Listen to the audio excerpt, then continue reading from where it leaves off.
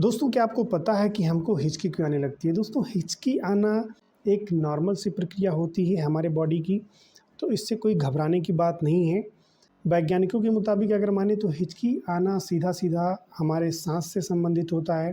दोस्तों, हमारे डाइजेशन और हमारे रेस्पिरेटरी सिस्टम में कुछ गड़बड़ी हो जाती है या कुछ हलचल होने लगती है, जिससे हमको हिचकी आने लगती है।